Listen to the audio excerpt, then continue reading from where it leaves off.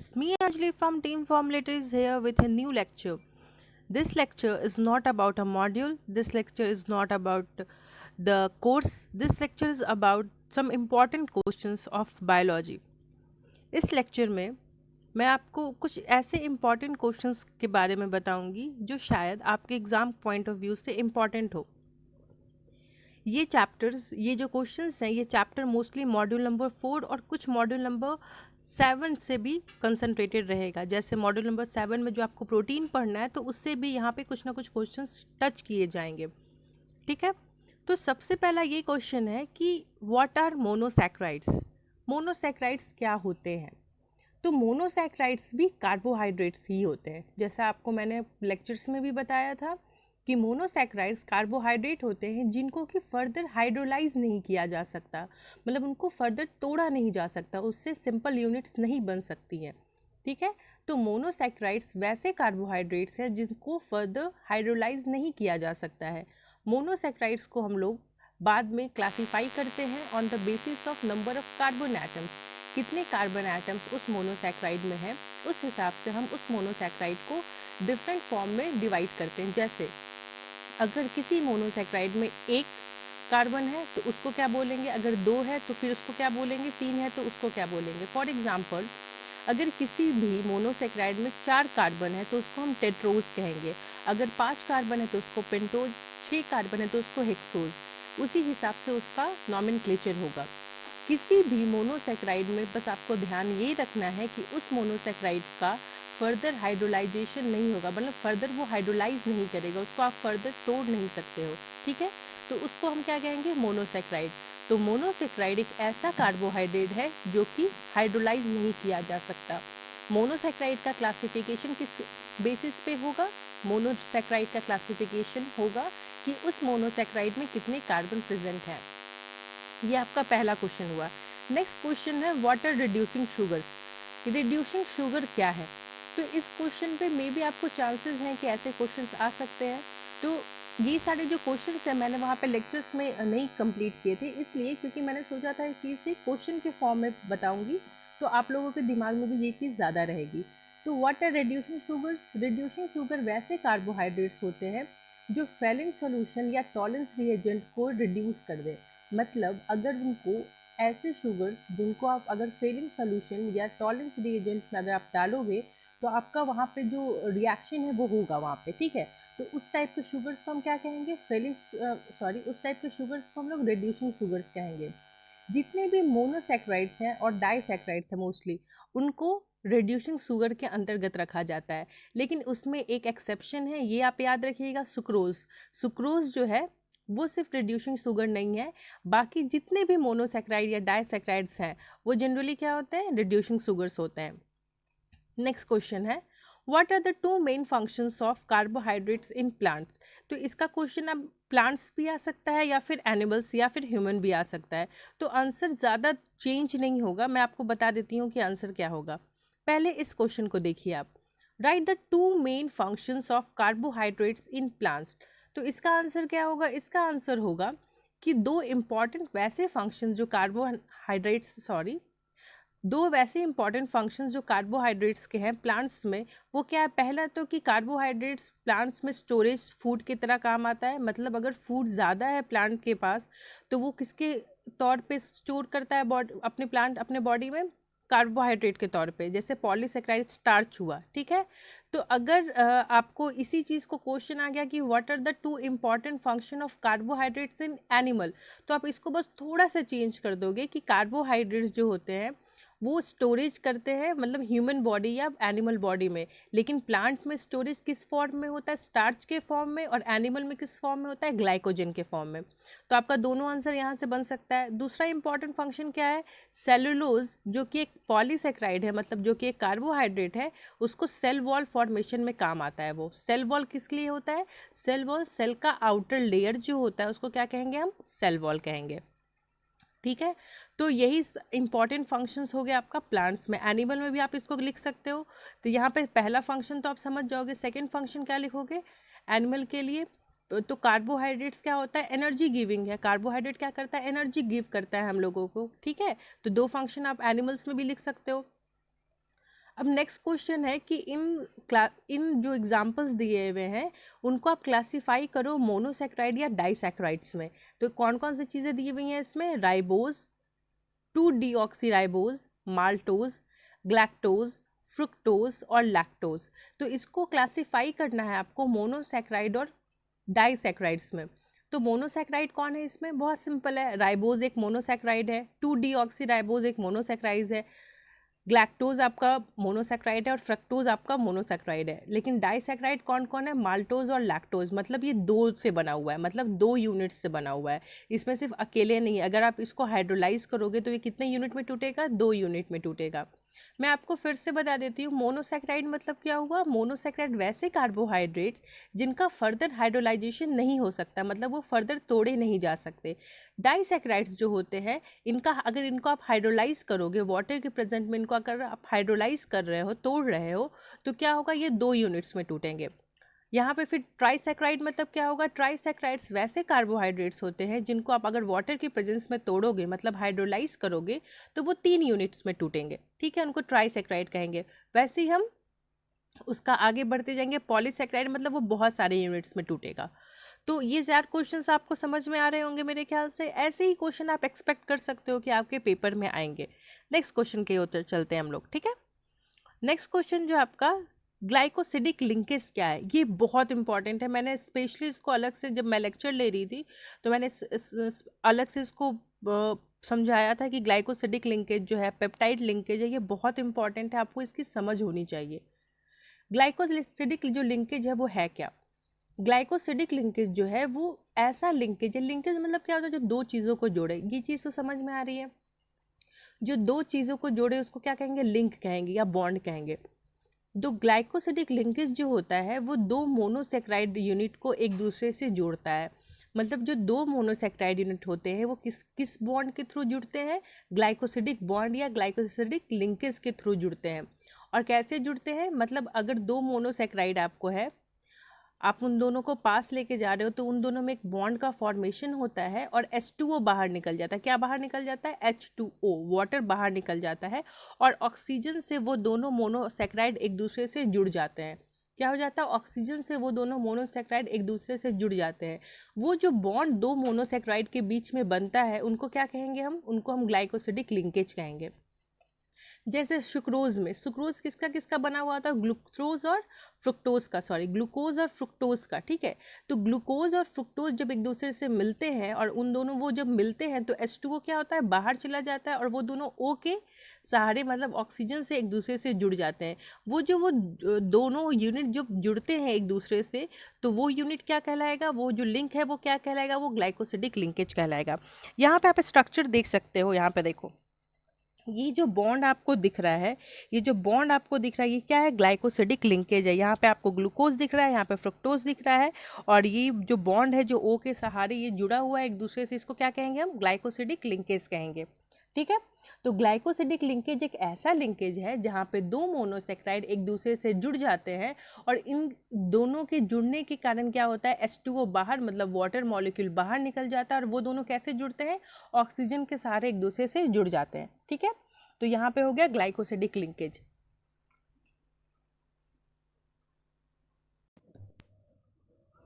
Next question is what is glycogen, glycogen क्या है और वो स्टार्च से कैसे डिफरेंट है। तो सबसे पहले तो हम ये देखते हैं कि ग्लाइकोजन है क्या, प्रोटीन है, कार्बोहाइड्रेट है, अमाइनो एसिड है क्या। ग्लाइकोजन एक कार्बोहाइड्रेट है जो कि ह्यूमन बॉडी या एनिमल्स बॉडी में एज अ स्टोर्ड फूड काम करता है।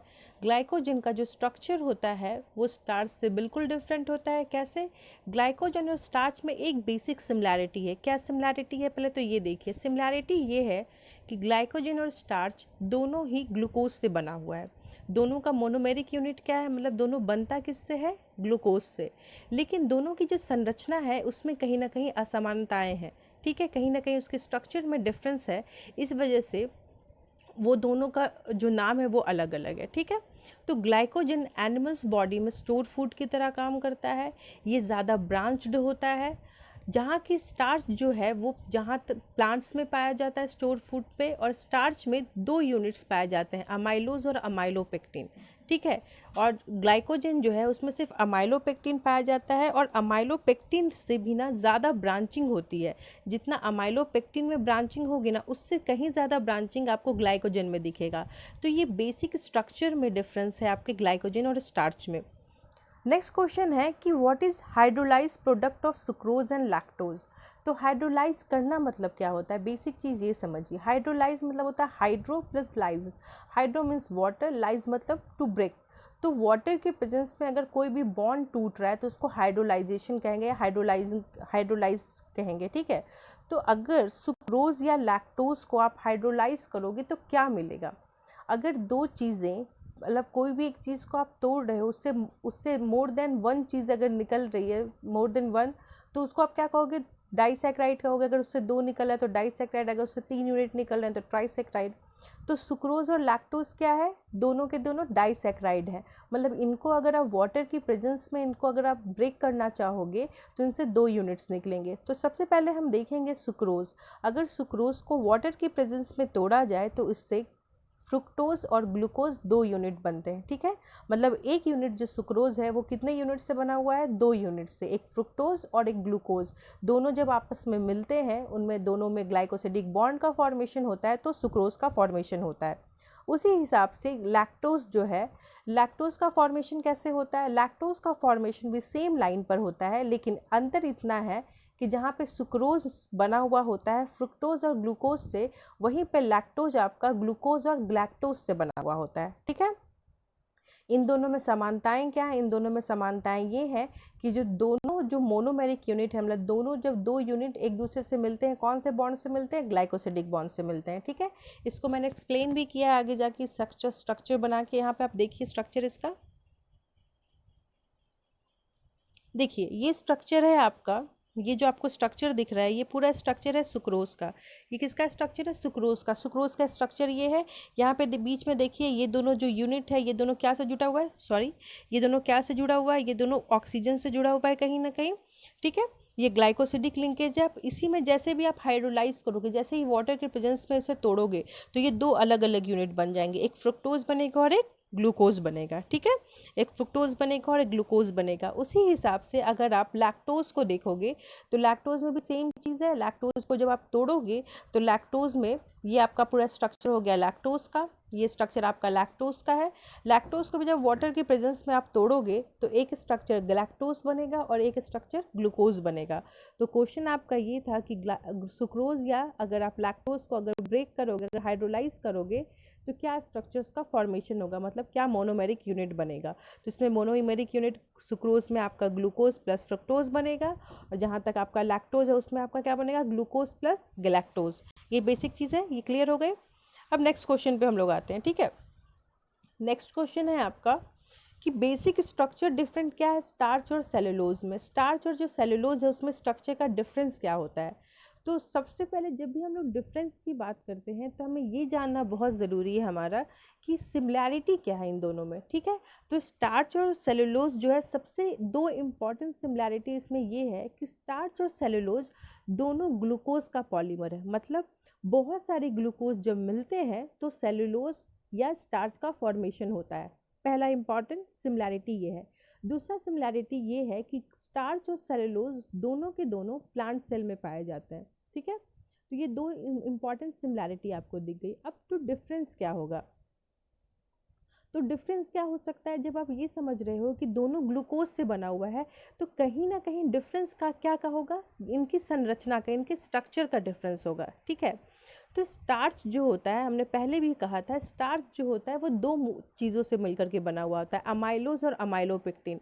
देखिए इसमें भी अमाइलोज और अमाइलोपेक्टिन भी ग्लूकोज से बना हुआ होता है, लेकिन इसमें भी क्या होता है, संरचना का डिफरेंस होता है, इसमें भी स्ट्रक्चर का डिफरेंस होता है। तो स्टार्च जो है वो अमाइलोज और अमाइलोपेक्टिन से भी मिलकर के बना हुआ होता है, जबकि सेलुलोज में सिर्फ, अभी मैं आगे बताऊंगी सेलुलोज का स्ट्रक्चर C1C4 स्ट्रक्चर होता है, पर मैं इसको आपको समझाती हूँ कि C1C4 क्या है। देखिए जैसे कि आप स्टार्च देखते हो, ठीक है, तो स्टार्च किससे बना हुआ होता है, अमाइलोज और अमाइलोपेक्टिन से। तो अमाइलोज होता क्या है, अमाइलोज का जो स्ट्रक्चर होता है ना, उसमें क्या होता है कि 2 ग्लूकोज जुड़े हुए तो होते हैं, लेकिन जुड़ाव कैसे होता है ये देखिए। यहाँ पे देखिए आपको 2 ग्लूकोज दिख रहे हैं, एक ग्लूकोज ये, एक ग्लूकोज ये है। तो यहाँ पे जो एक ग्लूकोज है और दूसरा ग्लूकोज है, ये जो पहला वाला ग्लूकोज है ये दूसरे ग्लूकोज के ये दूसरे ग्लूकोज के चौथे कार्बन से जुड़ा हुआ है। ठीक है, दूसरे ग्लूकोज के चौथे कार्बन से जुड़ा हुआ है, तो इसको हम क्या कहेंगे, C1C4 लिंकेज। यहाँ पे देख रहे हो, यहाँ पे C1 है और यहाँ पे C4, वो दोनों एक दूसरे से जुड़ा हुआ है, किससे, ऑक्सीजन के थ्रू। ये कौन सा लिंकेज है, ये कौन सा बॉन्ड है, ग्लाइकोसिडिक बॉन्ड है। तो अमाइलोज में कैसा बॉन्डिंग होता है, C1C4। वहीं पर जो हमारा अमाइलोपेक्टिन होता है, वहाँ पे जो बॉन्डिंग होता है C1C4 भी होता है और C1C6 भी होता है। ये चीज़ ध्यान में रखिएगा। यहाँ पे ये स्ट्रक्चर आप देखिए, ये जो स्ट्रक्चर है जहाँ पे आपको दिख रहा है 2 लिंकेज है, यहाँ पे C1C4 स्ट्रक्चर का जुड़ा हुआ है एक दूसरे से, मतलब C1 और C4 स्ट्रक्चर एक दूसरे से जुड़ा हुआ है। वहीं पर जो नेक्स्ट आपका है, यहाँ पे C1 और C6 स्ट्रक्चर एक दूसरे से जुड़ा हुआ है। तो जो अमाइलोज होता है उसमें C1C4 कनेक्शन होता है, मतलब पहला कार्बन और चौथे कार्बन से जुड़ा हुआ होता है 2 ग्लूकोज। और जो दूसरा स्ट्रक्चर होता है अमाइलोपेक्टिन का, इसमें 2 बॉन्डिंग होता है। पहला बॉन्डिंग तो C1C4 से होता है और दूसरा C1 और C6 से होता है। ठीक है, तो ये 2 तरह के लिंकेज है। जबकि सेलुलोज जो होता है ना, उसमें स्ट्रेट लिंकेज होता है। स्ट्रेट लिंकेज मतलब जो ग्लूकोज यूनिट है वो स्ट्रेट जुड़े हुए हैं एक दूसरे से, मतलब जैसे ये ग्लूकोज आप समझ लो, ठीक है, ये ग्लूकोज समझ लो, तो बहुत सारे ग्लूकोज सीधे सीधे जुड़े हुए हैं एक दूसरे से। तो सेलुलोज ऐसे सीधा चेन होता है। ठीक है, और लिंकेज कैसा होता है, C1C4 का लिंकेज होता है। यहाँ पे आप देखो, ये आपको सेलुलोज का स्ट्रक्चर दिखेगा, बहुत साफ है। यहाँ पे आपको दिख रहा होगा C1C4 C1C4, ये सीधे सीधे एक दूसरे से जुड़ा हुआ रहता है ग्लाइकोसिडिक बॉन्ड से, और ये स्ट्रक्चर ऐसा ही होता है। तो बेसिक डिफरेंस क्या हो गया, बेसिक डिफरेंस ये हो गया सेलुलोज और स्टार्च का, कि स्टार्च और सेलुलोज में जो स्ट्रक्चर होता है वो डिफरेंट होता है। स्टार्च अमाइलोज और अमाइलोपेक्टिन से मिलकर के बना हुआ होता है। अमाइलोज में ग्लूकोज C1C4 से जुड़े हुए होते हैं, जबकि अमाइलोपेक्टिन में C1C4 और C1C6 से। जबकि सेलुलोज जो है उसमें सिर्फ C1C4 लिंकेज ही पाया जाता है। तो यहाँ पे आपका बेसिक स्ट्रक्चर का डिफरेंस है, बाकी कोई डिफरेंस नहीं है। ठीक है, सिमिलैरिटी क्या है, मैंने इसलिए आपको सिमिलैरिटी भी बता दी। सेलुलोज और स्टार्च का सिमिलैरिटी यही है कि दोनों के दोनों जो है वो ग्लूकोज से बने हुए होते हैं।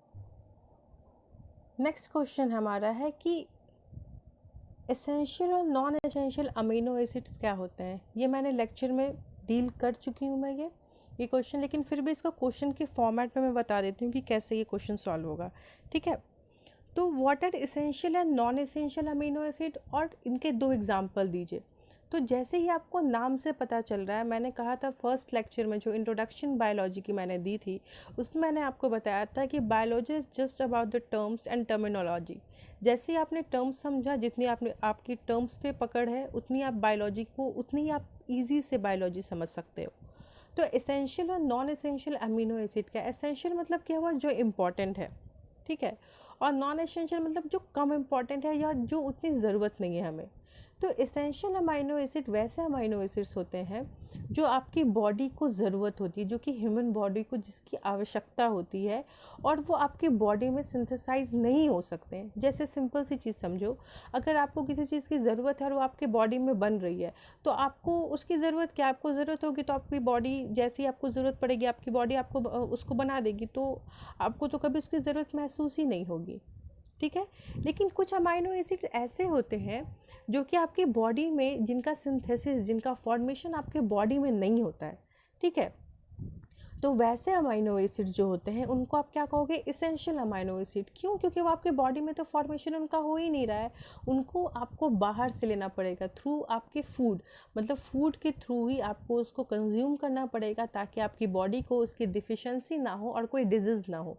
ठीक है, तो इसेंशियल अमीनो एसिड वैसे अमीनो एसिड्स होते हैं जो कि आपके बॉडी की, आपको जिसकी आपको बॉडी की जिसकी आपकी बॉडी को ज़रूरत होती है, और वो आपकी बॉडी में नहीं सिंथेसाइज होते हैं और इनको फूड के थ्रू लेना पड़ता है। जैसे एग्जांपल वैलिन और ल्यूसीन, ये ऐसे नॉन एसेंशियल अमीनो एसिड्स हैं जिसकी ह्यूमन बॉडी को ज़रूरत है। ठीक है, जैसे, और नॉन एसेंशियल अमाइनो एसिड्स क्या हो गया, सिंपल सी बात है, नॉन एसेंशियल अमाइनो एसिड वैसे अमाइनो एसिड्स हुए जिनका सिंथेसिस आपके बॉडी में ही होता है। तो जब भी आपकी बॉडी को इसकी ज़रूरत होती है, वो बॉडी में बन जाता है, तो उसकी ज़रूरत आपको बाहर से लेने की होती नहीं है, तो वो एसेंशियल नहीं है आपके लिए, क्योंकि आपके बॉडी में वो बन रहा है। ठीक है, तो नॉन एसेंशियल अमीनो एसिड्स जो होते हैं वो भी बॉडी को उसकी ज़रूरत होती है, लेकिन वो क्या होते हैं, वो बॉडी के अंदर ही बन जाते हैं, इसलिए उनको क्या कहेंगे हम, नॉन एसेंशियल अमाइनो एसिड्स। तो उनका एग्जांपल क्या हो गया, ग्लाइसिन और अलानिन। ये चीज़ मेरे ख्याल से क्लियर होगी कि एसेंशियल और नॉन एसेंशियल अमाइनो एसिड्स क्या है। नेक्स्ट जो आपका क्वेश्चन है कि कुछ टर्म्स है प्रोटीन से रिलेटेड, इसलिए मैंने कहा था ये जो चैप्टर है, ये जो क्वेश्चन आंसर, सॉरी, ये जो क्वेश्चन आंसर डिस्कशन है, ये 2 चैप्टर से आपको मिल जाएगा, बायोमोलिक्यूल्स और प्रोटीन वाले चैप्टर से, मतलब मॉड्यूल नंबर 4 और मॉड्यूल नंबर 4 और मॉड्यूल नंबर 7 जो आपका है। सो इन दोनों में आपको कुछ ना कुछ बेसिक कॉमन चीज़ें मिल जाएंगी। तो पहली चीज़ तो ये है, प्रोटीन से रिलेटेड कुछ चीज़ें दी गई हैं, कुछ टर्म्स दिए गए हैं, उनको आप डिफाइन करना है। पहला टर्म है पेप्टाइड लिंकेज। पेप्टाइड लिंकेज क्या होता है, तो जैसे कि ग्लाइकोसाइड लिंकेज क्या होता है, ग्लाइकोसिडिक लिंकेज, जब 2 मोनोसेक्राइड एक दूसरे से लिंक करते हैं, जो लिंकेज फॉर्म होता है उसको ग्लाइकोसिडिक लिंकेज कहते हैं। वैसे पेप्टाइड लिंकेज जो होता है, जब दो अमाइनो एसिड्स क्या होते हैं, एक दूसरे से लिंक करते हैं, एक दूसरे से के साथ बॉन्ड बनाते हैं, जो बॉन्ड बनता है उसको क्या कहेंगे, पेप्टाइड लिंकेज कहेंगे। क्या कहेंगे उसको, पेप्टाइड लिंकेज कहेंगे। तो बॉन्ड कैसे बनता है, पहले आप ये देखिए। आपको मेरे ख्याल से याद होगा कि मैंने अमाइनो एसिड का बेसिक स्ट्रक्चर बताया था बहुत अच्छे से। तो बेसिक स्ट्रक्चर जिन बच्चों को बहुत सारे ऐसे बच्चे हैं जो नए होंगे, जिनको क्योंकि ये वीडियो जो है ये यूट्यूब पे है, सो आप लोगों को नहीं पता होगा कि बेसिक अमाइनो एसिड का स्ट्रक्चर क्या होता है। तो बेसिक स्ट्रक्चर अमाइनो एसिड का ये होता है बच्चों।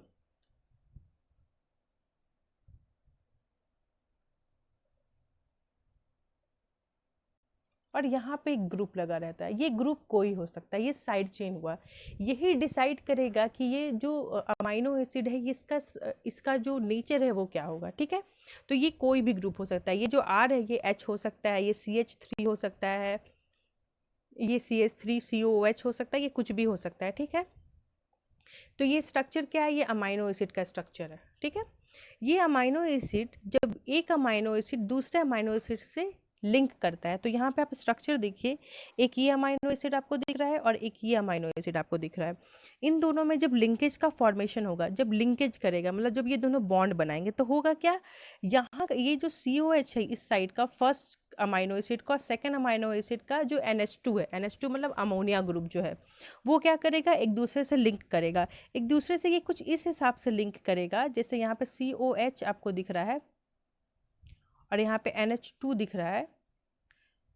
तो ये जो है यहाँ से OH और इससे H क्या होगा, यहाँ से OH और इससे H निकल जाएगा, और ये किस फॉर्म में हो जाएगा, यहाँ पे OH और यहाँ पे H है, तो क्या हो गया, H2O।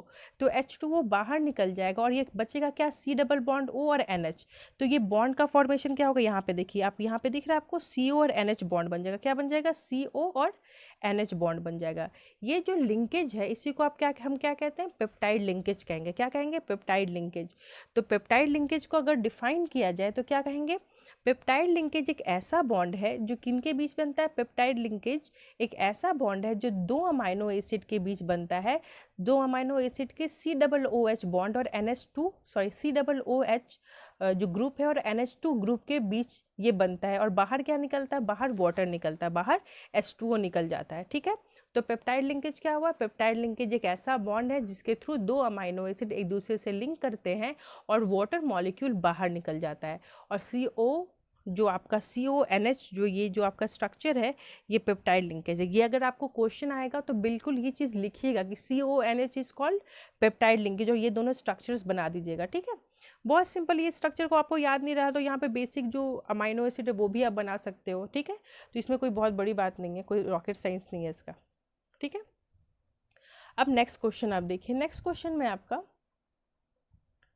सॉरी, नेक्स्ट जो इसका है कि प्राइमरी स्ट्रक्चर क्या होता है। प्राइमरी स्ट्रक्चर क्या होता है, तो प्राइमरी स्ट्रक्चर प्रोटीन के सेंस में क्या होता है। जिन बच्चों ने लेक्चर देखा होगा तो उनके लिए तो बहुत इजी लग रहा होगा उनको, क्योंकि लेक्चर में समझाया गया है विथ प्रॉपर फिगर, बहुत अच्छा डायग्राम दिखाया गया था, कलर डायग्राम था प्राइमरी स्ट्रक्चर का। तो प्राइमरी स्ट्रक्चर जो प्रोटीन है, प्राइमरी स्ट्रक्चर ऑफ प्रोटीन को हम डिफाइन कर सकते हैं जब बहुत सारे अमाइनो एसिड, हाँ मैं बता देती हूँ प्रोटीन क्या है नए बच्चों के लिए। जो प्रोटीन होता है वो बहुत सारे अमाइनो एसिड से मिल करके बनता है। जैसे जो आपका पॉलीसैकेराइड है वो क्या से बना हुआ होता है, वो बहुत सारे मोनोसैकेराइड से बना हुआ होता है। उसी हिसाब से जो प्रोटीन है वो बहुत सारे अमाइनो एसिड से मिल करके बने हुए होते हैं। तो जो प्राइमरी स्ट्रक्चर ऑफ प्रोटीन है एक ऐसा स्ट्रक्चर है जहाँ पे बहुत सारे अमाइनो एसिड प्रेजेंट होते हैं, लेकिन जो लिंकेज होता है वो क्या होता है, सीक्वेंस जो उनका होता है वो बहुत सही, मतलब आप देखोगे कि सिंपल में अरेंजमेंट रहेगा, चेंज नहीं रहेगा, मतलब कोई चेंज आपको नहीं रहेगा। एक स्पेसिफिक आपका सीक्वेंस रहेगा जहाँ पे हर जो है वो अमाइनो एसिड एक दूसरे से सिंपल चेन में जुड़े हुए होंगे, मतलब एक दूसरे से एक अमाइनो एसिड दूसरे से, दूसरा तीसरे से सिंपल अरेंजमेंट में जुड़ा हुआ रहेगा। उस स्ट्रक्चर को आप क्या कहोगे, प्राइमरी स्ट्रक्चर। इसमें आपको ज़्यादा बहुत ज़्यादा आपको बॉन्ड्स नहीं दिखेंगे, बहुत ज़्यादा कम्प्लेक्सिटी नहीं दिखेगी। तो प्राइमरी स्ट्रक्चर क्या होता है, बहुत सिंपल स्ट्रक्चर होता है प्रोटीन का, ठीक है। प्राइमरी स्ट्रक्चर ऑफ प्रोटीन में बहुत सारे अमाइनो एसिड एक दूसरे से जुड़े हुए होते हैं सिंपल स्ट्रक्चर पे, ठीक है। अब नेक्स्ट टर्म जो आपका डीनेचुरेशन, डीनेचुरेशन इस वर्ड को देखिए आप। डीनेचुरेशन जो है वो वर्ड, डी मतलब कहीं भी अगर डी ई लगा हुआ हो ना किसी भी वर्ड के पहले, तो आप ये समझ लो डी ई मतलब होता है अब्सेंस, कहीं ना कहीं कुछ ना कुछ अब्सेंट है। तो उसके बाद आप वर्ड देखिए डीनेचुरेशन, डी मतलब अब्सेंट, नेचुरेशन, नेचुरेशन मतलब नेचर, तो कहीं ना कहीं किसी चीज़ का जो नेचर है ना वो ख़त्म हो रहा है। अब देखिए डीनेचुरेशन मतलब होता क्या है।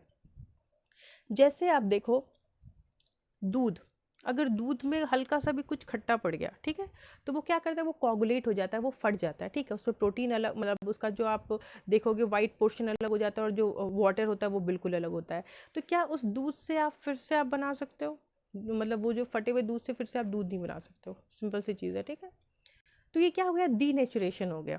तो डीनेचुरेशन एक ऐसा प्रोसेस है जिसमें प्रोटीन जो होता है, जो उसका ओरिजिनल स्ट्रक्चर है, जो उसका फिजिकल स्ट्रक्चर है, किसी कारण की वजह से, जो प्रोटीन का किसी कारण की वजह से जो स्ट्रक्चर है, चाहे वो टेम्परेचर की वजह से, चाहे वो पीएच की वजह से, मतलब एसिडिक कंडीशन या बेसिक कंडीशन की वजह से, उसका जो स्ट्रक्चर है, जो उसकी बेसिक स्ट्रक्चर है उसमें अगर चेंज आ गया, अगर उसमें वो डिस्टर्ब हो गया, ठीक है, तो उसको हम क्या कहेंगे, डीनेचुरेशन कहेंगे, ठीक है। तो डीनेचुरेशन एक ऐसा प्रोसेस है जहाँ पे प्रेशर की वजह से, टेम्परेचर के चेंज की वजह से या पीएच के चेंज की वजह से जो प्रोटीन का जो नॉर्मल स्ट्रक्चर होता है वो क्या होता है, वो ख़राब हो जाता है, वो डिस्टॉर्ट कर जाता है। तो उस प्रोसेस को हम डीनेचुरेशन कहते हैं, ठीक है। तो डीनेचुरेशन में क्या होता है कि सेकेंडरी और टर्शरी जो प्रोटीन होते हैं वो जनरली क्या होते हैं, डिस्ट्रॉय कर जाते हैं। अब सेकेंडरी और टर्शरी प्रोटीन जो होते हैं वो अलग अलग स्ट्रक्चर्स होते हैं प्रोटीन की, उसकी बात की जा रही है। तो जनरली डीनेचुरेशन में देखा गया है कि सेकेंडरी और जो टर्शरी के स्ट्रक्चर होते हैं वो क्या होते हैं, डिस्ट्रॉय कर जाते हैं, लेकिन प्राइमरी स्ट्रक्चर जो होता है उसमें ज़्यादा चेंज नहीं आता है।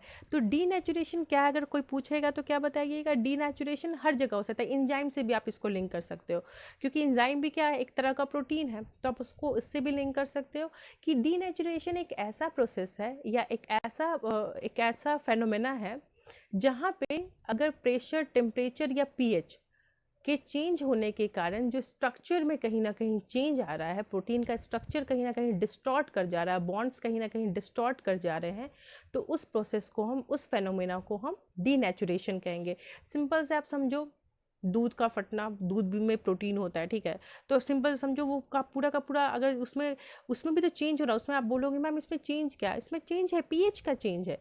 दूध में जैसे आपने खट्टा डाला, जैसे आपने दही डाला, ठीक है, मान लो दही डाल लो तो दही जम रहा है ना, मतलब दूध में जैसे आप इनोकुलम डालोगे, जोड़न जिसको कहते हैं, ठीक है, जमावन जो भी, सो आप वो पूरा का पूरा उसमें आप क्या करो, उसका पीएच चेंज करो, उसको एसिडिक बना रहे हो, ठीक है। तो क्या हो गया, वो पूरा का पूरा जो दूध था, जो उसका स्ट्रक्चर था, वो क्या हो गया, वो पूरा का पूरा डीनेचर कर गया, चेंज कर गया, ठीक है, it is transformed into curd. So इसको डीनेचुरेशन का एक एग्जांपल, एक मतलब मोटा मोटी तौर से आपको मैं समझाने की कोशिश कर रही हूँ कि कैसे डीनेचर हो जाता है कोई चीज़, ठीक है, किसकी वजह से, टेम्परेचर या पीएच की वजह से। तो इस प्रोसेस को हम क्या कहेंगे, डीनेचुरेशन कहेंगे। आई होप आपको इसकी चीज़ समझ में आ रही होगी। अब नेक्स्ट क्वेश्चन है, what are the common types of secondary structure of protein. जो प्रोटीन है उसके हमने पहले भी आपको बताया है कि प्रोटीन के स्ट्रक्चर्स होते हैं, primary structure, secondary structure, tertiary structure और क्वाटरनरी स्ट्रक्चर। 4 तरह के स्ट्रक्चर्स होते हैं प्रोटीन के। लेकिन प्रोटीन के सेकेंडरी स्ट्रक्चर्स में भी 2 तरह के स्ट्रक्चर पाए जाते हैं, एक अल्फा हेलिक्स और एक बीटा हेलिक्स। इसमें कुछ नहीं, इसमें सिर्फ हल्का ट्विस्टिंग आपको दिखेगी, थोड़ा सा चेंज है जिसके कारण पूरा स्ट्रक्चर चेंज हो जा रहा है, ठीक है। अब इसको आप फिगर के थ्रू समझो। देखो, इसमें दो स्ट्रक्चर्स होते हैं जो आपके प्रोटीन के सेकेंडरी स्ट्रक्चर्स में, दो स्ट्रक्चर्स समझ में आते हैं, एक अल्फा हेलिक्स और एक बीटा प्लेटेड स्ट्रक्चर या बीटा हेलिक्स भी आप इसको सिंपल बोल सकते हो। तो अल्फा हेलिक्स में क्या होता है कि जो NH होता है, अमाइनो एसिड का जो NH होता है, ये बॉन्ड बनाता है CO के साथ और क्या करता है कि एडजेसेंट साइड में turn right handed screw like turn होता है। देखिए यहाँ पे स्ट्रक्चर, यहाँ पे फिगर बहुत अच्छे से समझाया हुआ है। ये जो एक दूसरे से जो अमाइनो एसिड अटैच होगा, ये राइट हैंडेड स्क्रू, जो इसका ओरिएंटेशन होगा ये ऐसा होगा। और यहाँ पे देखो जो NH group of amino acid residue है वो H बॉन्ड किसके साथ बनाएगा, CO के साथ, एडजेसेंट वाले कार्बन के साथ, ठीक है। और ये ऐसा स्ट्रक्चर देगा, तो इस स्ट्रक्चर को आप क्या बोलोगे, अल्फा हेलिक्स बोलोगे। उसी हिसाब से बीटा हेलिक्स क्या हो जाएगा, बीटा हेलिक्स जो होगा ये आपको एक प्लीटेड फोल्ड जैसा दिखेगा, मतलब फोल्ड की जैसे, कैसे आप कपड़े में तह लगाते हो ना, वैसे फोल्डिंग्स की तरह आपको दिखेगा। इसमें भी क्या होता है कि एक्सटेंशन काफ़ी होता है, और जो साइड चेन्स होते हैं ना उसमें आपको एक्सटेंशन दिखेगा, और इंटरमॉलिकुलर हाइड्रोजन बॉन्ड्स प्रेजेंट होते हैं सेकेंडरी स्ट्रक्चर बीटा स्ट्रक्चर्स में। बस यही सिंपल डिफरेंस है। आपको यहाँ पे ये स्ट्रक्चर दिख रहा है, सॉरी ये स्ट्रक्चर दिख रहा है और ये स्ट्रक्चर दिख रहा है, अल्फा और बीटा हेलिक्स में बस यही बेसिक डिफरेंस है, बाकी कोई ज़्यादा डिफरेंस नहीं, सेकेंडरी स्ट्रक्चर ही है दोनों का दोनों, बस हल्का फुल्का इसमें एक ओरिएंटेशन का डिफरेंस आता है, बाकी कुछ नहीं, ठीक है। तो यहाँ तक आपने कितने क्वेश्चंस देखे, आपको ये समझ में आया कि ग्लाइकोजन क्या है, आपको सेलुलोज के बारे में समझ में आया, स्टार्च के बारे में, primary structure, secondary structure, denaturation क्या होता है, आपको मोनोसैक्राइड, पॉलीसैक्राइड, रिड्यूसिंग शुगर के बारे में आपको पता चला। मे बी क्वेश्चन इससे भी आ सकते हैं, प्रोबेबिलिटी पूरी होती है इसकी भी कि रिड्यूसिंग शुगर से क्वेश्चंस पूछे जाए। आपका एक लास्ट ईयर जो एग्ज़ाम हुआ था उसमें एक क्वेश्चन आया था कि इंजाइम का नाम सबसे पहले किसने लिया था, मतलब कौन से साइंटिस्ट हैं जिन्होंने इंजाइम का सबसे पहले टर्म कॉइन किया था। तो उसका आंसर हुआ कि FW कुन्हे ने, ठीक है। सो वो पहले साइंटिस्ट थे जिन्होंने इंजाइम टर्म दिया था। और पहला इंजाइम कौन सा था जो क्रिस्टलाइन फॉर्म में बाहर निकाला गया था, तो वो यूरिएज था, ठीक है। तो ये दो क्वेश्चन आपके पिछले वाले एग्जाम्स में आ चुके हैं मल्टीपल चॉइस क्वेश्चन में, तो आप इसको भी एक बार देख लीजिएगा।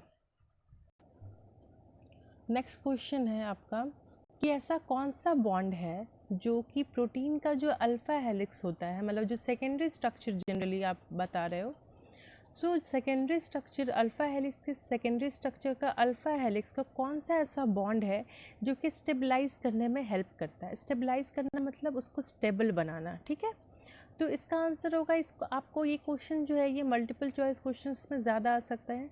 तो इसका आंसर है कि H बॉन्ड, मतलब हाइड्रोजन बॉन्डिंग। हाइड्रोजन बॉन्डिंग एक ऐसा बॉन्ड है जो कि अल्फा हेलिक्स जो सेकेंडरी स्ट्रक्चर्स होते हैं प्रोटीन के, उसको स्टेबलाइज करने में मदद करता है, ठीक है। तो इस चीज़ को याद रखिएगा कि अल्फा हेलिक्स कौन सा पार्ट होता है, कौन सा टाइप है, सेकेंडरी स्ट्रक्चर ऑफ प्रोटीन का एक टाइप है, और उसको स्टेबलाइज कौन करता है, उसको स्टेबलाइज उसको स्टेबलाइज हाइड्रोजन बॉन्ड करता है, ठीक है। नेक्स्ट क्वेश्चन है कि ग्लोबुलर प्रोटीन और फाइब्रस प्रोटीन में क्या डिफरेंस होता है, क्या बेसिक डिफरेंस होता है दोनों में। ये दोनों प्रोटीन के ही टाइप है। तो फाइब्रस प्रोटीन जो होता है ये फाइबर लाइक, नाम से ही समझ में आ रहा है, ये फाइबर लाइक स्ट्रक्चर होता है, ठीक है। और जो ग्लोबुलर प्रोटीन होता है इसमें जो पॉलीपेप्टाइड चेन होता है ये फोल्डेड होता है, ठीक है। ग्लोब्यूलर मतलब आप कैसे ग्लोब्यूल्स बना हुआ होता है, ठीक है। तो बेसिक इसको स्ट्रक्चर जो है, जो डिफरेंस है, पहला डिफरेंस यही है कि फाइब्रस प्रोटीन फाइबर लाइक होता है, और ऐसे प्रोटीन जो होते हैं इसमें स्ट्रॉन्ग हाइड्रोजन और डाइसल्फाइड्स बॉन्ड प्रेजेंट होते हैं। जबकि ग्लोबुलर प्रोटीन्स जो होते हैं इनमें कॉइलिंग होती है, ठीक है। कॉइल स्फेरिकल टाइप का स्ट्रक्चर है, ऐसा मान लो जैसे ये कोई स्ट्रक्चर है, ये कोई आप समझो ये एक सीधा तार है, आप इसको बेसिक जैसा समझो कि सीधी तार है, अगर इसमें कॉइलिंग हो गई तो ये क्या स्फेरिकल कुछ स्ट्रक्चर बनेगा कि नहीं बनेगा। तो ये जो पॉलीपेप्टाइड चेन है ग्लोबुलर प्रोटीन में, ये कुछ ऐसा कॉइल होता है ना, फोल्डिंग होता है कि स्फेरिकल स्ट्रक्चर्स इसमें बन जाते हैं। तो बेसिक डिफरेंस तो पहला ये हुआ। दूसरा बेसिक डिफरेंस क्या है कि फाइब्रस प्रोटीन जो होते हैं वो इनसॉल्युबल होते हैं वाटर में, जबकि ग्लोबुलर प्रोटीन सॉल्युबल होते हैं वाटर में।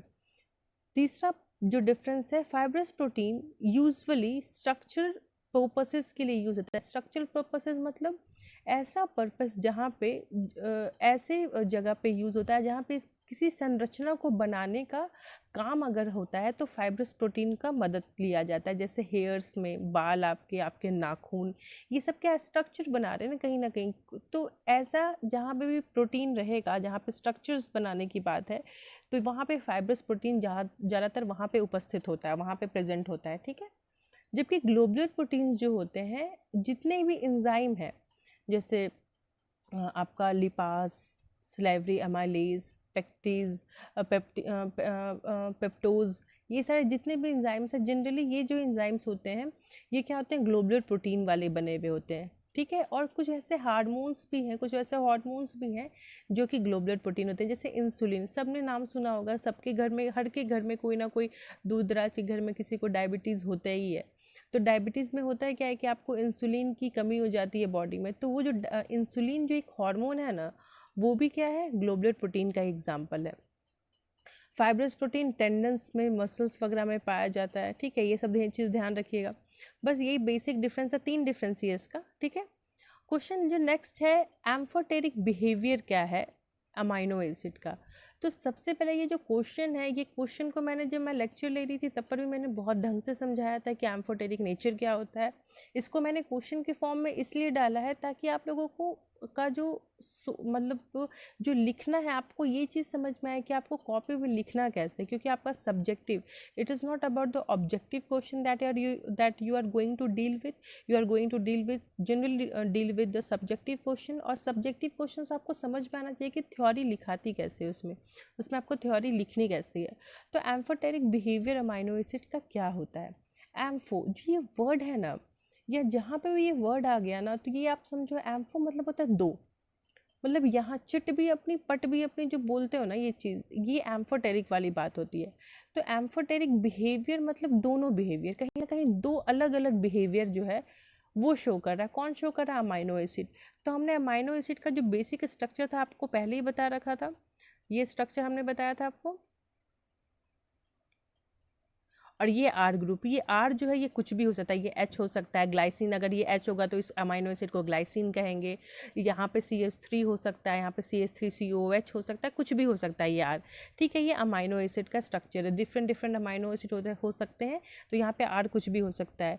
ये जो अमाइनो एसिड का आपको स्ट्रक्चर दिख रहा है, जैसे इसको आप वाटर में डालोगे, क्या में डालोगे, पानी में डालोगे, तो ये जो ग्रुप है और ये ग्रुप, ये कौन सा ग्रुप है, कार्बोक्सिल ग्रुप है। कौन सा ग्रुप, कार्बोक्सिल ग्रुप। और ये अमाइनो ग्रुप, ये क्या करता है, जैसे ये वाटर में आप डालोगे इसको, जैसे ये पानी में घुलेगा, पानी में डलेगा, तो ये क्या होगा कि ये जो ग्रुप है ये क्या करेगा, एक प्रोटोन को लूज कर देगा, ठीक है। ये क्या करेगा, एक प्रोटोन को लूज कर देगा, और ये क्या करेगा, एक प्रोटोन को एक्सेप्ट कर लेगा। समझ में आ रहा है। जैसे ही ये चीज़ पानी में जाती है, जैसे he when you mix water और it is an aqueous solution बनाते हो किसी भी अमाइनो एसिड का, तो ये जो ग्रुप है इसमें क्या करता है, ये एक प्रोटोन क्या होता है, छोड़ देता है, ये प्रोटोन क्या करेगा, दे देगा, और वही प्रोटोन ये क्या करता है, ये पकड़ लेता है, ठीक है। अब देखो ये जो स्ट्रक्चर, ये प्रोटीन के देने से और दूसरा प्रोटोन के जो कार्बोक्सिल ग्रुप जो प्रोटोन छोड़ता है और अमाइनो ग्रुप जो प्रोटीन पकड़ता है, तब जिस संरचना का उदय होता है, तब जिस स्ट्रक्चर का फॉर्मेशन होता है, उस स्ट्रक्चर को हम ज्वेटर आयन कहते हैं, ठीक है। यहाँ पे बहुत अच्छे से मैंने फिगर के माध्यम से समझाने की कोशिश की है। यहाँ पे देखिए आप, ये जो स्ट्रक्चर आपको दिख रहा है, ये एक अमाइनो एसिड है, बहुत अच्छे से दिख रहा है, मैंने आपको अभी भी समझाया था।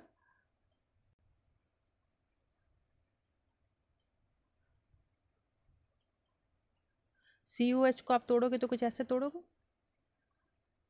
वैसे ही तोड़ करके लिखा हुआ है इसमें। जैसे ही ये क्या करेगा, ये प्रोटीन छोड़ेगा, ठीक है, ये प्रोटीन छोड़ेगा तो यहाँ पे कौन सा चार्ज आ जाएगा, O माइनस का चार्ज आ जाएगा, O पे क्या आ जाएगा, माइनस का चार्ज। और ये जो प्रोटीन छोड़ा ये एक्सेप्ट कौन किया, ये NH2 एक्सेप्ट किया, तो इस पे कौन सा चार्ज आ जाएगा, प्लस का चार्ज आ जाएगा। समझ में आ रहा, तो ये जो आयन का फॉर्मेशन होगा इसको हम क्या कहेंगे, ज्वेटर आयन कहेंगे। ये जो ज्वेटर आयन होता है, अब देखिए यहाँ पे एक माइनस है, मतलब ये निगेटिव चार्ज बेयर कर रहा है और ये पॉजिटिव चार्ज बेयर कर रहा है। ठीक है, ये निगेटिव चार्ज बेयर कर रहा है और ये पॉजिटिव चार्ज बेयर कर रहा है। इसका मतलब ये है कि अमाइनो, ये जो ज्वेटर आयन है, मतलब ये जो अमाइनो एसिड हुआ, ये कभी एसिड की तरह भी बिहेव कर सकता है और बेस की तरह भी बिहेव कर सकता है। इसलिए हम इसको बोलते हैं कि जो अमाइनो एसिड होते हैं ये एम्फोटेरिक बिहेवियर शो करते हैं, मतलब दोनों बिहेवियर। ये तो कभी एसिड बिहेवियर शो करेंगे, कभी बेसिक बिहेवियर शो करेंगे। डिपेंड करेगा, अगर इसको आप ज़्यादा बेसिक सॉल्यूशन में डाल दोगे तो ये एसिडिक की तरह बिहेव करेगा, और ज़्यादा एसिडिक में डाल दोगे तो ये उल्टा बेसिक की तरह बिहेव करेगा। तो डिपेंड करेगा कौन सा सॉल्यूशन है, मतलब आप किसके साथ इसको रिएक्ट करवा रहे हो तो उसके साथ बिहेव करेगा। तो इसलिए अमाइनो एसिड को हम क्या बोलते हैं, एम्फोटेरिक बिहेवियर शो करता है। क्यों, क्योंकि जैसे इसका आप एक्वस सॉल्यूशन बनाते हो तो इसमें निगेटिव चार्ज और पॉजिटिव चार्ज दोनों अपीयर हो जाते हैं। क्यों अपीयर होते हैं, क्योंकि जो कार्बोक्सिल ग्रुप होता है ये प्रोटोन छोड़ देता है और NH2 उसी प्रोटोन को एक्सेप्ट कर देता है, सॉरी प्रोटोन को छोड़ देता है और वही वो प्रोटोन एक्सेप्ट कर लेता है। ठीक है, तो इस वजह से क्या होता है, नेगेटिव और पॉजिटिव चार्ज दोनों बनते हैं वहाँ पर, और वो ज्वेटर आयन का फॉर्मेशन करता है, और उसी के कारण वो एसिडिक और बेसिक दोनों बिहेवियर शो करता है। इसलिए हम बोलते हैं कि जो अमाइनो एसिड होते हैं वो एम्फोटेरिक बिहेवियर शो कर रहे हैं। नेक्स्ट क्वेश्चन जो आपका है, एंजाइम्स क्या होता है। तो एंजाइम्स क्या होते हैं, ये पूरा चैप्टर ही मैंने आपको पढ़ा दिया है। एंजाइम्स मॉड्यूल नंबर 4 शायद आपका एंजाइम का है। सो इसमें फिर भी मैं बेसिक्स बता देती हूँ कि कैसे आपको लिखना है, वहाँ पे भी चीज़ें थी समझाई हुई थी, PDF आपके पास अवेलेबल है। कॉपी अभी भी मैं फिर से एक यही चीज़ बोल रही हूँ कि ये जो PDF जिसके थ्रू मैं आपको पढ़ाती हूँ, सो वो उसमें एक एक लाइन जो भी लिखी हुई होती है, नोट्स जो होता है उसमें एक एक लाइन आपको समझाई जाती है। लेकिन फिर भी अगर कोई भी प्रॉब्लम है, अगर कोई भी उसके बाद भी प्रॉब्लम अराइज हो रही है, तो please post it on the app. We will take care कि आपके हर डाउट्स को क्लैरिफाई किया जाए। हम अपनी तरफ से पूरी कोशिश करेंगे, लेकिन आप उसको पहले पढ़ो, उस PDF को अच्छे से पढ़ो जो आपके ऐप पर दिया हुआ है। उसके बाद आप क्लास लो, उसके बाद आप लेक्चर सुनो, तो आपके लिए ज़्यादा बेनिफिशियल होगा। Being a teacher and being a student, both side मैं ये चीज़ कह सकती हूँ कि वैसे करना आपके लिए ज़्यादा बेनिफिशियल होगा। आपका जो नॉलेज लेवल है, आपका जो समझने की जो शक्ति है, उसमें इन्हांसमेंट कहीं ना कहीं होगा। तो नेक्स्ट क्वेश्चन है, व्हाट आर एंजाइम्स। तो एंजाइम्स है क्या, एंजाइम कैटलिस्ट है। कैसा कैटलिस्ट, बायोलॉजिकल कैटलिस्ट।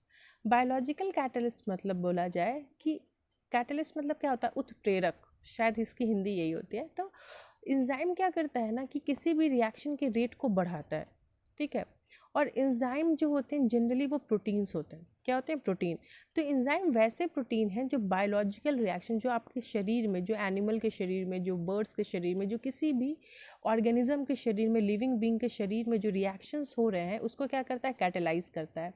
इनका बहुत स्पेसिफिक नेचर होता है। स्पेसिफिक मतलब हर एक एंजाइम एक अलग अलग सबस्ट्रेट के लिए बना हुआ है। मतलब अगर एक एंजाइम है तो ऐसा नहीं वो सब पे काम करेगा, उसका अलग सबस्ट्रेट है, उसका अलग केमिकल रिएक्शन, वो सिर्फ उसी पे काम करेगा। जो एंजाइम्स होते हैं वो जनरली बहुत सेंसिटिव होते हैं पीएच से, प्रेशर से, टेम्परेचर से। मतलब अगर आप पीएच बढ़ा दोगे, घटा दोगे, तो एंजाइम काम करना बंद कर देगा। हर एंजाइम का अपना एक पीएच रेंज होता है, उसी पीएच रेंज पे एंजाइम काम करता है। ठीक है, और टेम्परेचर भी, अगर आप टेम्परेचर बहुत बढ़ा दोगे, आप 100 डिग्री कर दोगे, 80 डिग्री कर दोगे, टेम्परेचर वो तो एंजाइम काम ही नहीं करेगा, वो ख़राब हो जाएगा, वो काम ही नहीं करेगा। ठीक है, इसको डीनेचुरेशन भी बोलते हैं, जो मैंने प्रोटीन के टर्म्स में बताया। ठीक है, क्योंकि एंजाइम भी एक तरह का प्रोटीन है। तो प्रोटीन का काम क्या है, या सॉरी एंजाइम का काम क्या है। एंजाइम एक ऐसा प्रोटीन है जो कि बायोलॉजिकल रिएक्शन को कैटेलाइज करता है। ये बहुत स्पेसिफिक होता है अपने नेचर में, और हर एक एंजाइम हर एक अलग रिएक्शंस के लिए बनता है, और हर एक पर्टिकुलर सबस्ट्रेट के लिए ही बना जाता है। ठीक है, एंजाइम जो होता है यूजुअली नाम उनका उस पर पड़ता है, जिस सबस्ट्रेट पे वो काम करते हैं ना, उसी पर उनका नाम पड़ जाता है। जैसे एग्जांपल देखिए, ये माल्टोज है, C12H22O11। ठीक है, इसको तोड़ना है, तो इसको, ये जो माल्टोज पे जो एंजाइम काम करता है ना, इसका नाम भी क्या होता है, माल्टेज। तो माल्टोज वो सबस्ट्रेट है जिस पे एंजाइम को काम करना है, तो एंजाइम का नाम भी क्या है, माल्टेज। तो जनरली एंजाइम का जो नाम होता है ना, वो उसके सबस्ट्रेट पे भी डिपेंड करता है कि वो किस सबस्ट्रेट पे काम कर रहा है, उसी से मिलता जुलता उसका नाम हो जाता है। तो माल्टोज पे जो शुगर है, माल्टोज पे जब माल्टेज डाला जाएगा तो वो क्या करेगा, वो 2 मॉलिक्यूल ऑफ ग्लूकोज में टूट जाएगा, ठीक है। तो इसको क्या कहेंगे, जो एंजाइम है वो क्या है, कैटलिस्ट है, बायोलॉजिकल रिएक्शन को जो कैटलाइज करेंगे। जो एंजाइम्स होते हैं वो ऑक्सीडेशन भी कर सकते हैं, रिडक्शन भी कर सकते हैं, वो उनका बहुत सारा काम है। जैसे मैंने आपको लेक्चर्स में बताया था जब एंजाइम में पढ़ा रही थी, तो कि एंजाइम्स के बहुत टाइप होते हैं, ऑक्सीडेटिव रिडक्टेज टाइप का एंजाइम होता है, ट्रांसफरेज टाइप का एंजाइम होता है। तो अलग अलग टाइप के एंजाइम्स होते हैं, उनका अलग अलग काम होता है, ठीक है। नेक्स्ट क्वेश्चन है, डीनेचुरेशन का इफेक्ट क्या होगा स्ट्रक्चर ऑफ प्रोटीन पे। ये हमने पहले ही बता दिया है कि डीनेचुरेशन का इफेक्ट क्या होगा। डीनेचुरेशन से क्या होगा कि जो स्ट्रक्चर होगा उसका क्या होगा, डिस्टॉर्ट कर जाएगा। जैसे मान लो ये स्ट्रक्चर, जैसे ये स्ट्रक्चर है, स्फेरिकल स्ट्रक्चर है, ठीक है। तो जैसे डीनेचुरेशन में मैंने क्या बताया कि टेम्परेचर या पीएच आप बढ़ा रहे हो तो स्ट्रक्चर क्या होगा, खराब हो जाएगा। तो जैसे मान लो कोई भी प्रोटीन का संरचना ऐसी है, तो जैसे आप इसमें टेम्परेचर या पीएच घटाओगे या बढ़ाओगे तो ये क्या होगा ना, ये जो क्वाइलिंग है ना ये खुल जाएगी, मान लो अनक्वाइल हो जाएगा, तो ये पूरा स्ट्रक्चर क्या हो गया बच्चों, इसका चेंज हो गया। तो डीनेचुरेशन के कारण जो स्ट्रक्चर है प्रोटीन का वो चेंज हो जाएगा। सेकेंडरी और टर्शरी स्ट्रक्चर जो है वो बिल्कुल डिस्ट्रॉय हो जाता है, ठीक है। और जो प्राइमरी स्ट्रक्चर क्या होगा वो सेम रहेगा, क्योंकि प्राइमरी स्ट्रक्चर में क्या होते हैं, सिर्फ अमाइनो एसिड एक दूसरे से लिंक होते हैं, बिल्कुल सिंपल स्ट्रक्चर होता है। लेकिन सेकेंडरी और टर्शरी स्ट्रक्चर पे बहुत बुरा असर पड़ता है अगर डीनेचुरेशन करोगे आप तो। फिर नेक्स्ट क्वेश्चन है, वाइटामिन क्या क्या हैं। तो वाइटामिन सिंपल सी चीज़ है, वाइटामिन को कैसे क्लासीफाई करोगे, ये क्वेश्चंस आते हैं जनरली, बायोमॉलिक्यूल्स में आ सकते हैं। तो वाइटामिन जो होते हैं वो डिपेंड करता है कैसे आप उनको क्लासीफाई करोगे। कुछ वाइटामिन वैसे होते हैं जो फैट्स में सॉल्युबल होते हैं और कुछ वाइटामिन वाटर में सॉल्युबल्स होते हैं।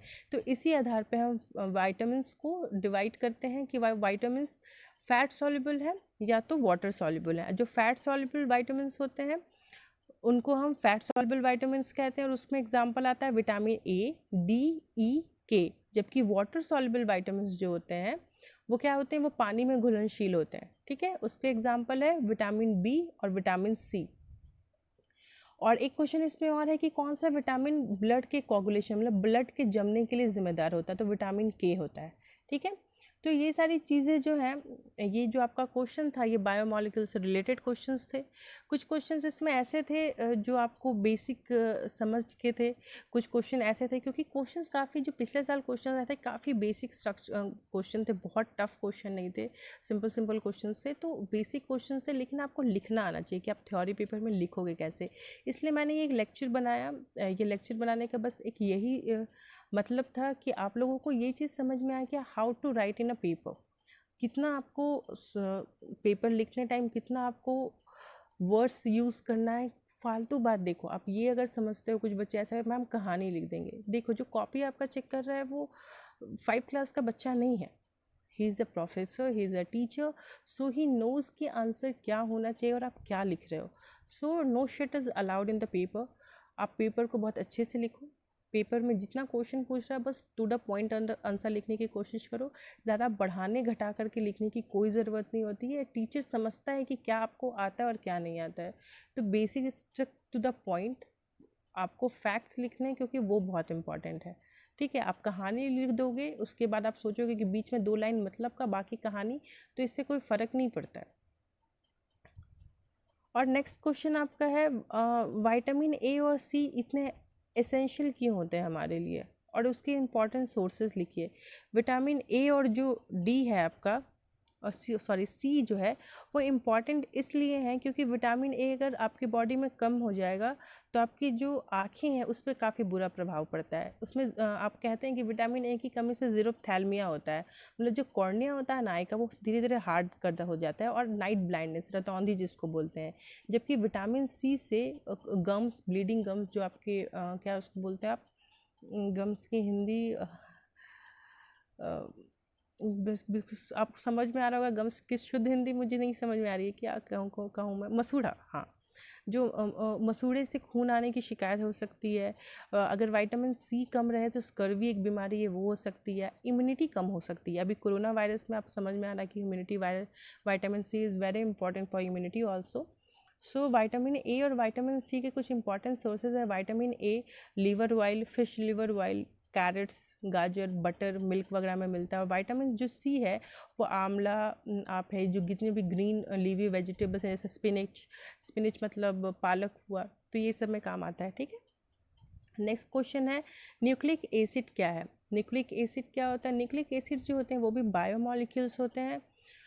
ये ऐसे बायोमॉलिक्यूल्स होते हैं जो न्यूक्लियस में प्रेजेंट होते हैं, किसी भी सेल के न्यूक्लियस में प्रेजेंट होते हैं, और ये क्रोमोसोम में भी पाए जाते हैं। ये मुख्यतः दो प्रकार के होते हैं, आरएनए और डीएनए। आरएनए का मतलब राइबोन्यूक्लिक एसिड और डीएनए का मतलब डीऑक्सी राइबोन्यूक्लिक एसिड। तो ये बेसिक एक न्यूक्लिक एसिड थी। तो न्यूक्लिक एसिड में अगर क्वेश्चन आएगा 1 या 2 नंबर का तो आप सीधा लिख सकते हो। न्यूक्लिक एसिड जो होते हैं वो बायोमॉलिक्यूल्स होते हैं जो कि ऑलमोस्ट हर सेल में पाए जाते हैं। सेल के कहाँ पे? न्यूक्लियस में पाए जाते हैं। और ये क्रोमोसोम का भी कॉन्स्टिट्यूएंट होते हैं। ये मुख्यतः दो प्रकार के होते हैं, डीएनए और आरएनए। ठीक है, डीएनए का आपको समझ में आ गया, डीएनए डीऑक्सी राइबोन्यूक्लिक एसिड और आरएनए राइबोन्यूक्लिक एसिड। इनका फंक्शन क्या होता है मैंने आपको पहले भी बता रखा है कि जो डीएनए होता है या आरएनए का फंक्शन क्या होता है, ये हेरिडिटी मेंटेन करता है। जैसे आप अगर अपने पिताजी की तरह दिखते हो या आप अपने दादाजी की तरह या नाना जी की तरह दिखते हो, तो क्यों? क्योंकि आप में उनमें रिलेशन है, जीन्स का रिलेशन। और वो जो इन्फॉर्मेशन है कि आप अपने दादाजी की तरह क्यों दिखते हो या पापा की तरह क्यों दिखते हो, तो ये ट्रांसमिशन है, जो कैरेक्टर ट्रांसमिट करते हैं एक जनरेशन से दूसरे जनरेशन, किसकी वजह से? डीएनए की वजह से। जो न्यूक्लिक एसिड होता है यही प्रोटीन भी सिंथेसाइज करता है बॉडी में। ये अलग अभी जो नेक्स्ट आपको मॉड्यूल नंबर 6 पढ़ाया जाएगा उसमें आपको अच्छे से बताया जाएगा कि डीएनए क्या है, डीएनए का फंक्शंस क्या है। ठीक है, अब इस यहाँ पे एक नेक्स्ट क्वेश्चन, बस एक लास्ट क्वेश्चन आप देख लीजिए कि न्यूक्लियोसाइड और न्यूक्लियोटाइड में क्या अंतर रहता है। तो बहुत बेसिक अंतर है, बस केमिकल कंपोजिशन आप देख लो कि पहले तो आप देखो न्यूक्लियोटाइड क्या है, न्यूक्लिक एसिड आपने समझा अभी, न्यूक्लिक एसिड क्या है? डीएनए और आरएनए को न्यूक्लिक एसिड कह रहे हैं हम लोग।